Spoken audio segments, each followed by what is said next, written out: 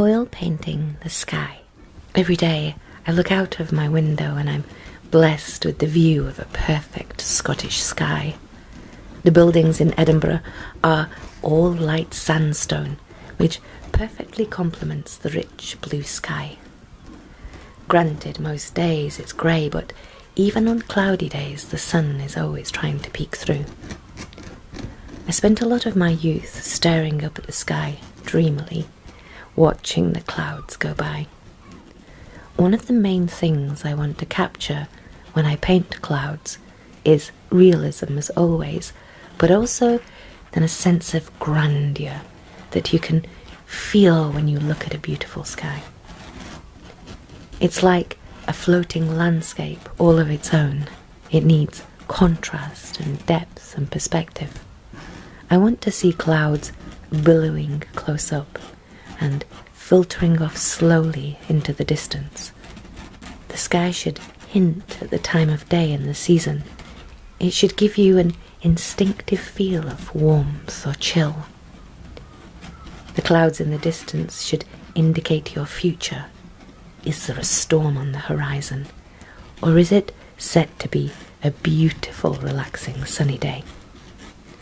All these things I expect from the sky, and when I don't achieve it, I just paint over it.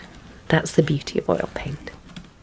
With clouds, there is a lot of blending to be done, and people think that oil painting is quiet and relaxing, but using a firm bristle brush against canvas is filled with noise.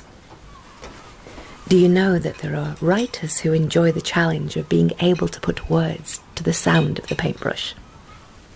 Someone came up with the term sousing. Each movement of a brush creates a distinct sound. And when writers describe the sound of a brush, they mention the sousing, the hiss of the brush, the fibres, the static. To sous. It's a good word. Sous. To me, it sometimes feels like butter on cold toast, or like rubbing sand from wet hands at the beach. The mix of paints for the sky is usually ultramarine blue, cobalt blue, and a tiny dash of cadmium orange and white.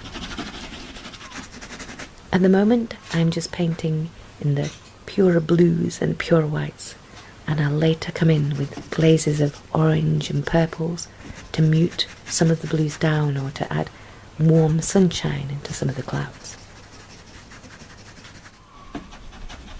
The best tip I could ever give when painting clouds is don't just rely on your imagination to think up cloud shapes, or you could end up with a flat bottom caricature of a cloud.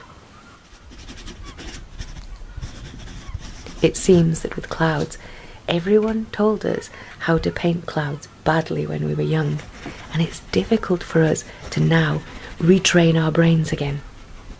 I have studied cloud formations, and I always take a photo if I see a sky I love, and then meticulously try to figure it out, zooming into it, to see what makes it feel so good. You'll find that photos don't capture the true colours or the glow of a sky, and that is the extra touch you will try to want to capture in a painting.